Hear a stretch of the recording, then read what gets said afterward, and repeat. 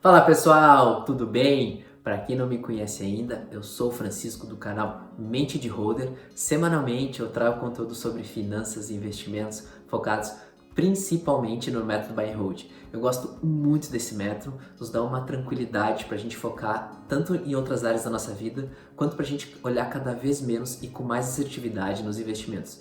É super importante que a gente consiga tomar menos decisões, porém decisões acertadas. Então eu gosto muito de trazer esse conteúdo para vocês, tanto análise de companhias, quanto que a gente pode tomar melhores decisões, tanto nos investimentos quanto em outras áreas. Então se você gosta desse conteúdo, se inscreve aqui no canal, isso vai ser super importante para receber em primeira mão todos os nossos vídeos e também para a gente ter uma interação muito mais de perto. Eu respondo todos os comentários, estou muito presente aqui no YouTube e gosto muito dessa interação com vocês.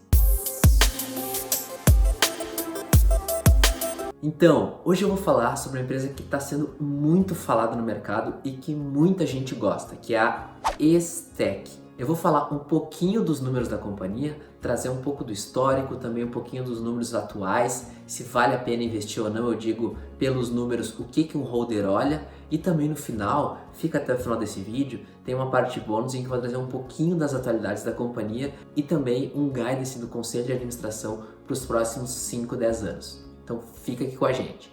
Para a gente começar, a EZTEC, que é uma incorporadora, ela atua no mercado imobiliário, focado principalmente em São Paulo. A companhia ela segue um modelo de negócio integrado, atuando nas etapas de incorporação, venda, construção, além de oferecer financiamento aos seus clientes. A gente vai ver depois uma parte de receitas financeiras, é super importante no resultado da companhia.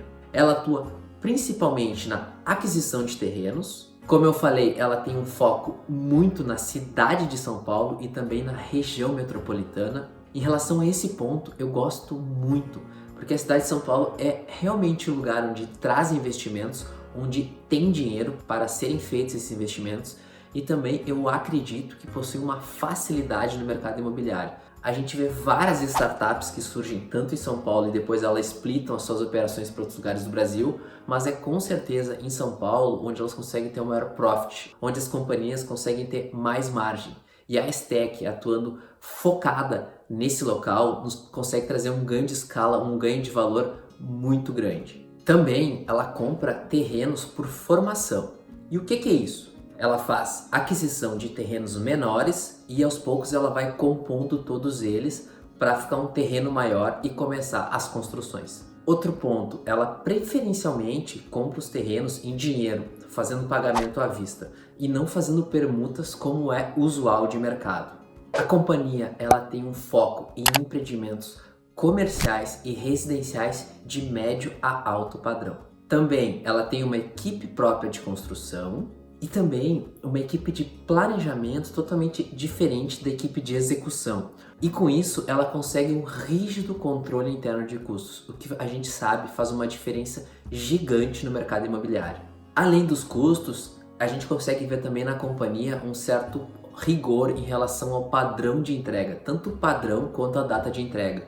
A gente sabe que tem um custo gigante quando uma construtora não consegue entregar a obra na data esperada. Isso acarreta tanto em multas quanto em perdas financeiras em relação ao pagamento de juros e outros poréns que a companhia tem que arcar quando ocorrem esses problemas. Em 2019, a companhia realizou uma receita líquida de 804 milhões de reais, com margem bruta de 41% e margem líquida de 35%. Ainda no ano de 2019, a companhia teve um lucro líquido de 241 milhões de reais, quase triplicando os resultados anteriores, que eram em torno de 102 milhões no ano de 2018.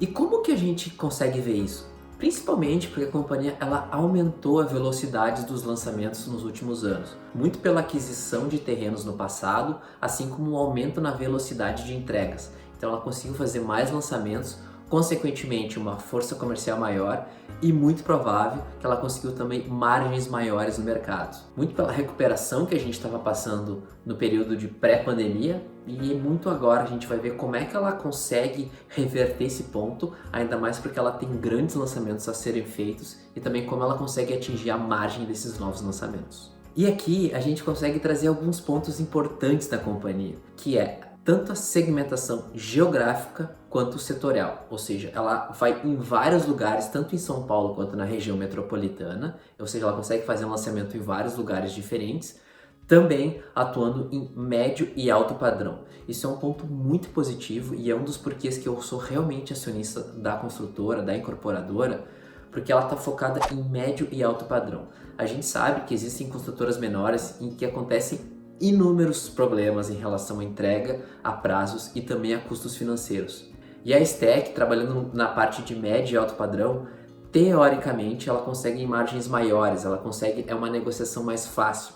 Óbvio que há distratos, a gente pode ver que todas as construtoras existem esse problema, mas normalmente são menores de status e também não correm tantos custos judiciais. A relação ela é mais fácil, então isso é um dos pontos que a Stack ela consegue ter uma operação melhor, mais tranquila, digamos assim. E isso é um ponto importantíssimo para o bom andamento dos negócios. Além disso, vamos entrar um pouquinho nos números aqui para vocês, que vai ser muito bacana compartilhar esse conteúdo. Primeiro deles, a gente entra aqui no gráfico de patrimônio líquido. E o que a gente pode ver? A companhia ela cresceu desde o IPO em 2006 em torno de 22% todos os anos. A gente consegue ver aqui um gráfico de 2016 até o primeiro trimestre de 2020, que são os resultados que a gente tem, em média um crescimento de 22%, o que é sensacional. Também um histórico operacional nos últimos 12 meses em relação tanto aos lançamentos quanto às vendas líquidas e aos distratos. E o que a gente tira de interessante? A partir de 2017, que ela conseguiu passar pelo pico da crise do período Dilma e também entrando no período de crescimento econômico do Brasil, a companhia fez inúmeros lançamentos. Ou seja, conseguiu fazer lançamentos e também as vendas líquidas aumentaram na mesma proporção. Interessante trazer aqui que os distratos estão cada vez menores. Trimestre a trimestre, a companhia está atuando muito forte em relação a esse ponto. Gosto muito desse gráfico de histórico operacional. E também, deem uma olhada nos anos de 2013 e 2014, ou seja, a companhia fez vários lançamentos e não conseguiu que as vendas acompanhassem esses lançamentos.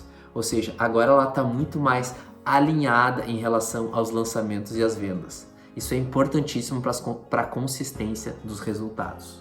Outro gráfico aqui são as vendas líquidas acumuladas, ou seja, olhem como aumentou as vendas. Exatamente como eu trouxe no histórico operacional, ela conseguiu fazer grandes vendas em 2019 junto com os novos lançamentos. E também ela continua a fazer novos lançamentos em 2020, talvez não no ritmo tão forte quanto no ano passado, porém ela ainda tem muitos terrenos para conseguir entregar valor.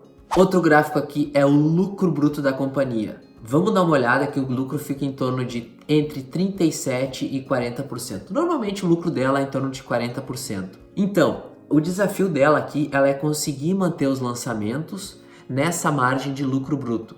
O que vai ser um driver super importante vai ser a qualidade dos lançamentos dela e também como que ela vai conseguir fazer os distratos, como ela vai conseguir gerir esses distratos para que esses custos financeiros não acarretem no lucro bruto da companhia. Se a gente for olhar também que a companhia teve uma rápida ascensão de preço no mercado, muito é em função também dos lançamentos acumulados.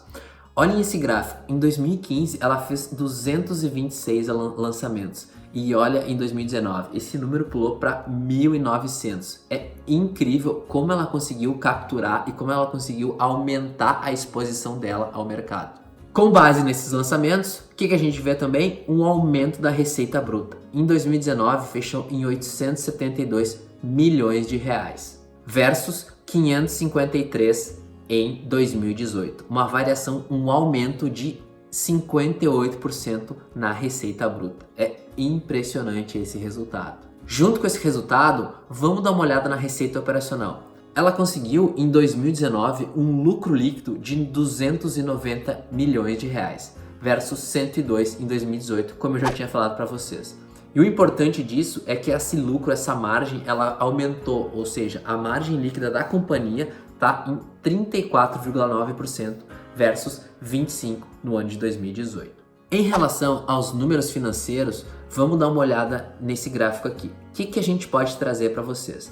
O primeiro deles, margem EBITDA 29,5% versus 3% em 2018. Como a gente pode ver, o mercado imobiliário ele não tem essa consistência de lucros e ganhos, ou seja, ele é muito mais cíclico dependente de financiamentos subsidiados do governo. Então esse é o ponto que a gente tem extremo cuidado, e caso a gente queira fazer parte do mercado imobiliário dessas empresas, a gente tem que ter extremo cuidado, que são empresas com maior risco, ou seja, caso a gente entre em uma recessão, o papel ele é mais volátil, a gente não consegue ter certa consistência nos resultados. Então pessoal, passei para vocês aqui um pouquinho do modelo de negócios da companhia, expliquei também uma parte do mercado imobiliário, como a Stack funciona, principalmente focada na região de São Paulo. Passei também um pouco pelos números da companhia para explicar para vocês um pouco do business e como ele funciona, e deu para ver como ele é diferente de algumas outras empresas e que eu já deixei análise aqui no canal. E para finalizar, como eu prometi no início do vídeo, uma parte bônus aqui é como a companhia vai reagir pós-pandemia e o que aconteceu nesse período em que ela pode tirar vantagem dos concorrentes. Um dos pontos chaves que a gente pode trazer aqui é que a companhia ela é muito antiga, ela tem uma experiência de atuação no mercado. E com todos esses anos, ela conseguiu um modelo de manutenção da liquidez. Com base nisso, nesse período, tanto de pandemia quanto na crise, ela conseguiu fazer inúmeras aquisições que não eram do ciclo, que não estavam na previsão.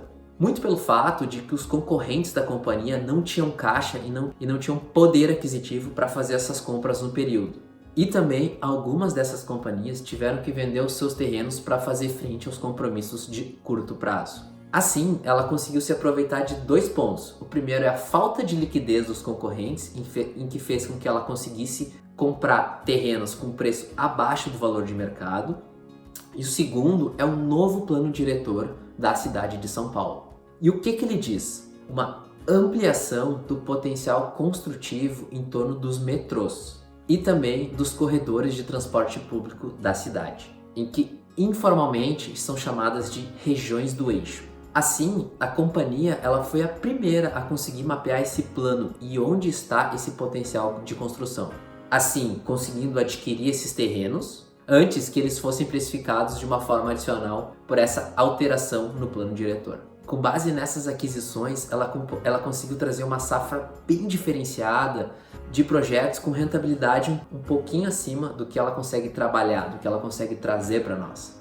E o importante disso é que ela conseguiu trazer terrenos em regiões, em locais onde há uma difícil reposição. Não é tão fácil achar bons locais onde ela fez essas aquisições de terrenos, o que dá um ponto muito positivo para a próxima safra de lançamentos, que vai ser nos próximos 2, 3, 5 anos. Alguns desses lançamentos já foram feitos e a gente vai ter alguns outros a apropriar nos próximos anos. Tem muita coisa a vir agora em 2020, vamos ver como é que continua a empresa nos próximos resultados, nos próximos 2, 3 trimestres, como ela vai se adequar a essa nova realidade do mercado brasileiro. Porém, eu acredito muito no case, eu acredito que seja uma construtora redonda, eu gosto muito de fazer parte, de ser sócio dessa companhia. Dia a dia eu vou aumentando minha posição, óbvio que é uma porcentagem muito baixa da carteira, até pela diversificação de ativos que a gente tem, mas enfim, é um caso que eu gostaria de passar aqui para vocês. É uma companhia um pouquinho diferente das que a gente trabalha, do que a gente analisa aqui no canal, mas eu espero muito que vocês tenham gostado